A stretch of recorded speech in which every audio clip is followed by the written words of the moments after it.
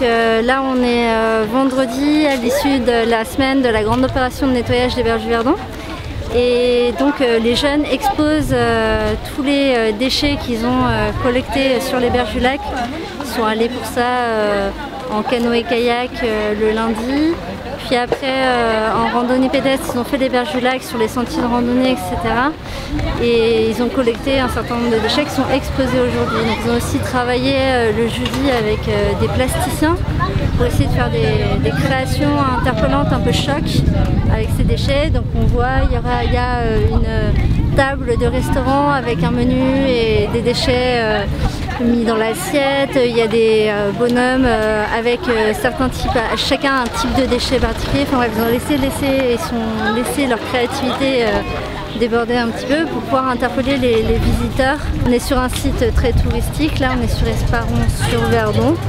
Et donc l'idée c'était quand même avant toute chose de pouvoir interpeller les visiteurs et les gens qui sont sur des sites très fréquentés en été et qui potentiellement peuvent laisser des déchets sur les rives du Verdon, à la fois sur l'impact de ces déchets sur la pollution liée au milieu aquatique ou à la ripisylve, au milieu qui environne l'eau, sur les berges du Verdon, et à la fois sur la préservation des paysages, sur l'éco-citoyenneté de manière générale.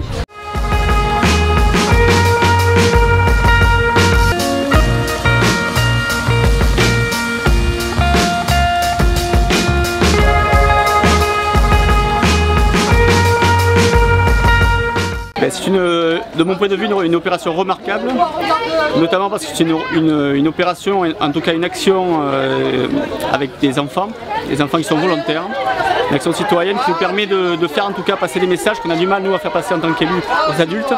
Et c'est vrai que les enfants permettent plus facilement de faire remonter les informations, notamment au niveau des parents, et d'essayer de montrer que, voilà, que notre territoire est remarquable et fantastique et il faut éviter de le maltraiter. Hein, et les conséquences sont souvent graves et les enfants le montrent très bien dans leurs documents qu'ils ont produits, leurs messages qu'ils ont produits, de manière très ludique, pédagogique.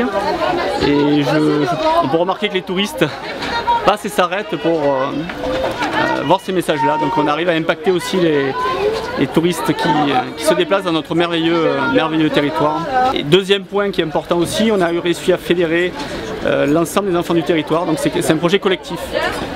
C'est pas qu'un territoire, c'est l'ensemble du territoire et on arrive à fédérer beaucoup de jeunes et ça leur permet aussi de connaître leur territoire. Et quand on le connaît bien, on le respecte davantage. C'est plus facile de le respecter. Alors les éco-gardes, eux, sont intervenus en fait pendant toute la semaine en lien avec ce qui a pu se passer avec donc les jeunes et le ramassage des déchets. Mardi, ils étaient sur la plage de Saint-Julien-de-Montagné, donc ils les ont accompagnés. On a aussi expliqué qu'est-ce que était le métier d'éco-garde, parler de faune, de flore, de géologie, l'origine du lac, un peu la connaissance de ce territoire. Mercredi, on a eu donc la même intervention avec l'équipe d'Esparon de Verdon et l'équipe qui est basée à Moustier. Donc à Esparon, toujours les bords du lac d'Esparon, et à Moustier sur les bords du lac de Sainte-Croix, parce que cette année vraiment le projet est élargi. Sur Sainte-Croix, en plus, on est allé un peu plus loin, on a fait un peu plus d'animation. Donc par exemple, on a aussi mis en fait en situation les jeunes. Donc on leur a dit vous êtes éco-garde, donc maintenant allez sensibiliser les gens, allez leur expliquer pourquoi il ne faut pas jeter son mégot sur la plage, risque incendie, risque de pollution de l'eau, pourquoi il faut vraiment ramener ses déchets. Ça peut paraître logique, mais c'est vrai qu'il y a toujours des gens qui, on le voit là, les gens abandonnent encore leurs déchets. C'est un peu dommage à notre époque de voir autant de déchets abandonnés.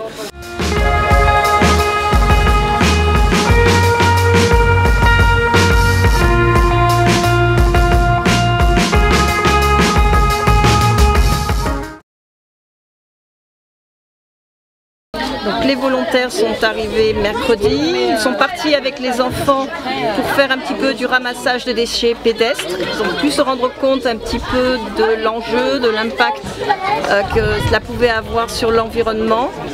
Ils ont été sensibilisés ensuite aux questions de l'engagement, en réfléchissant un petit peu à partir de leur propre expérience, ce qui pouvait freiner les autres pour s'engager, ce qui pouvait encouragé tout un chacun à s'engager et puis on les a incités à imaginer un petit peu ce que pourrait être l'engagement en 2050.